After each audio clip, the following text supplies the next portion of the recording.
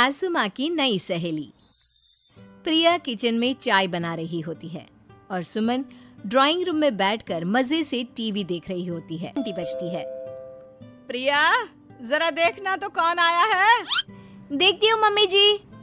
प्रिया दरवाजा खोलती है तो सामने पड़ोस वाली विमला आंटी खड़ी होती है। नमस्ते आंटी जी, कैसी हैं आप? मैं तो बिल्कुल ठीक हूँ बेटा, पर तेरी सास को क्या हुआ है? आजकल कहीं दिखती ही नहीं है। जब देखो तब टीवी के आगे जमी रहती है। अंदर तो आइए आंटी। अरे ओ दीपक की अम्मा, कहाँ हो? अरे बिमला, आओ आओ, क्या बात है, बड़े दिन बाद याद आई तुम्हें मेरी। मैं तो हमेशा ही तुम्हें याद करती हूँ, पर तुम ही गायब रहती हो और आजकल तो बाहर भी नहीं आती जाती। तबीयत तो ठीक है ना तुम्हारी? अरे तबीयत को क्या होना है, इस उम्र में तो कुछ ना कुछ लगा ही रहता है। मेरी छोड़ो, तुम ये बताओ कि क्या चल रहा है गली मोहल्ले में। तुम गली मोहल्ले की छोड़ो, चल तो तुम्हारे पड़ोस में रहा है। तुम्हारी नई सहेली आई है। मेरी कौन सी नई सहेली? मैं तो यहाँ बस तुमसे बातचीत कर लेती हूँ या फिर बाजू वाली शर्मा की बहू से दो चार बातें कर लेती हूँ। इसीलिए तो कहा कि तेरी नई सहेली आई है। अब कोई पड़ोस में आया है तो बात तो होनी ही है। कम से कम इसी बहाने हमारा भी एक ग्रुप बन जाएगा। फिर सब मिलकर अपनी बहुओं की शिकायतें किया करेंगे। दोनों हंसने लगते हैं। तभी प्रिया चाय लेकर आती है और सामने टेबल पर रख देती है। दोनों चाय पीती हैं और बातें करते हैं। चलो मैं चलती हूँ, अब कल मिलते हैं। राम राम। अगले दिन प्रिया किचन में कुछ काम कर रही होती है और सुमन आराम से सोफे पर बैठकर मटर छिल रही होती है। तभी डोरबेल बजती है। प्रिया दरवाजा खोलती है तो सामने उनकी नई पड़ोसन खड़ी होती है। जी, आप कौन? मैंने पहचाना नहीं। नमस्ते बेटा, मैं शारदा। आपके बगल वाले घर में अभी 2-4 दिन पहले ही शिफ्ट हुए हैं। ओह अच्छा। नमस्ते आंटी, अंदर आइए ना आप। देखिए तो मम्मी जी, आज कौन आया है।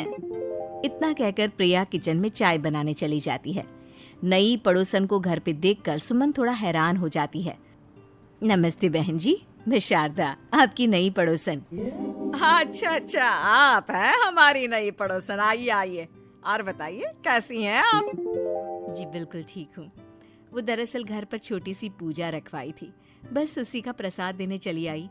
सोचा इसी बहाने नए पड़ोसियों से भी मुलाकात हो जाएगी। ये तो बहुत अच्छा सोचा आपने। सुमन प्रिया को आवाज लगाती है। अरे ओ बहू, जरा चाय पानी का तो आके पूछ लो। ये आजकल की बहुएं भी ना, जब तक बोलो नहीं तब तक कुछ नहीं करेंगी। आई मम्मी जी। प्रिया चाय लेकर आती है। दोनों बैठकर चाय पीती हैं और खूब सारी बातें करती हैं। अच्छा बहन जी, अब मैं चलती हूँ, फिर मिलते हैं। अब तो आना जाना लगा ही रहेगा। शारदा के जाने के बाद प्रिया किचन से बाहर आती है। क्या बात है मम्मी जी, आप दोनों को देखकर तो लगा ही नहीं कि पहली बार मिल रही हो। आप दोनों तो बिल्कुल बिछड़ी हुई सहेलियों की तरह बातें कर रही थी। अरे जब दो औरतें मिल जाती है ना, तो बातें अपने आप ही निकल आती है। अब तू अपने काम पर ध्यान दे, बातों पे नहीं। ऐसे ही कुछ दिन बीत जाते हैं। अब सुमन और शारदा अच्छी सहेलियां बन गई होती हैं।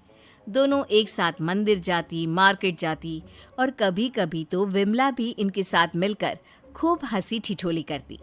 एक शाम तीनों बैठकर सुमन के घर पर चाय पी रही होती हैं कि तभी बहुत तेज बारिश शुरू हो जाती है। सुमन जोर से प्रिया को आवाज लगाती है। प्रिया, ओ प्रिया, देख कितनी तेज बारिश हो रही है। जाके छत से सारे कपड़े ले आ, नहीं तो सब भीग जाएंगे। सुमन 2 बार आवाज लगाती है लेकिन प्रिया का कोई जवाब नहीं आता। शायद प्रिया कुछ काम कर रही है, इसीलिए कुछ जवाब नहीं दे रही। अरे काहे का काम, आराम फरमा रही होगी महारानी। तभी प्रिया बीमार हालत में अपने कमरे से बाहर निकलती है। हाँ मम्मी जी, क्या हुआ? मेरी तबीयत थोड़ी ठीक नहीं है ना, इसलिए आग लग गई। अरे सारे कपड़े भीग गए और तुझे सोने से फुर्सत नहीं है।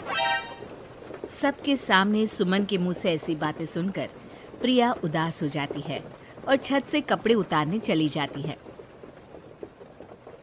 सुमन, ये क्या बात हुई? प्रिया ने बताया ना कि उसकी तबीयत ठीक नहीं, इसलिए उसकी आंख लग गई। तुम भी ना खामखा उसे सबके सामने सुना दिया। अरे आप नहीं जानती शारदा जी, कुछ बहुएं ना बहुत आलसी होती है, घर का एक काम नहीं करना चाहती। ऐसा नहीं है सुमन, तुम्हारी बहू तो बहुत प्यारी है, तुम्हारी सारी बात भी तो मानती है। हाँ सुमन, तुम प्रिया के बारे में ऐसा क्यों सोचती हो? मेरी भी दो बहुएं हैं, लेकिन मैं उन्हें अपनी बेटियों की तरह रखती हूँ। आखिर वो भी तो किसी की बेटियां ही है ना। और अगर तुम ऐसा ही व्यवहार करोगी तो एक दिन प्रिया भी तुम्हारे साथ ऐसा ही बर्ताव करेगी। शारदा और विमला की बातें सुनकर सुमन की तो बोलती बंद हो जाती है। वहीं प्रिया भी बाहर से सारी बातें सुन रही होती है। अरे मैं कोई उसकी दुश्मन थोड़ी ना हूँ, मैं भी उसकी माँ हूँ, लेकिन कभी कभी सास बनना पड़ता है, नहीं तो बहुएं हाथ से निकल जाती है। देखो सुमन, ये सब सोच का फर्क है। अगर तुम ये सोचोगी तो कभी प्रिया को अपनी बेटी नहीं बना पाओगी। इतना कहकर शारदा और विमला वहां से चली जाती हैं और सुमन अकेले बैठकर उनकी बातें सोचने लगती है। अगले दिन प्रिया और दीपक अपने कमरे में बैठकर बात कर रहे होते हैं और सुमन उनके कमरे के बाहर कुछ काम कर रही होती है और उन दोनों की बातें सुन लेती है। दीपक, तुम्हें पता है हमारे पड़ोस में जो शारदा आंटी है ना, बहुत अच्छी हैं। अच्छा, ऐसा क्या हो गया जो तुम्हें वो इतनी अच्छी लगने लग गई? कुछ खास नहीं, बस कल जब मम्मी जी मुझे सबके सामने सुना रही थी तो शारदा आंटी ने मेरा साथ दिया। मैं तो सच में हैरान ही रह गई थी जब उन्होंने मम्मी जी को मुझसे ऐसा बर्ताव करने के लिए मना किया। अच्छा, फिर क्या हुआ? होना क्या था, शारदा आंटी तो मम्मी जी को समझा ही रही थी कि बहू को भी बेटी की तरह ही रखना चाहिए, लेकिन मम्मी जी तो मम्मी जी है ना, उन्हें तो मुझ में हमेशा कमी ही दिखती है। काश मुझे भी शारदा आंटी जैसी सास मिली होती जो मुझे भी अपनी बेटी जैसी समझती। सुमन ये सब सुनकर बहुत उदास हो जाती है और वहां से चली जाती है। प्रिया की बातें सुमन के कानों में बार बार गूंज रही थी। उसे बहुत शर्मिंदगी महसूस हो रही थी कि उसने प्रिया के साथ बहुत गलत किया है। अगले दिन सुमन शारदा और विमला को बुलाती है। क्या बात है सुमन, आज तूने ऐसे अचानक क्यों बुलाया? सब ठीक तो है ना? हाँ, सब ठीक है, तुम दोनों बैठो तो सही।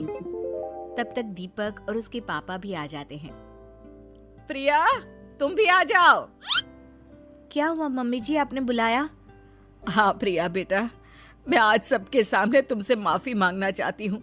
मैंने आज तक तुम्हारे साथ बहुत बुरा व्यवहार किया है, लेकिन तुमने कभी भी मेरे साथ बुरा बर्ताव नहीं किया।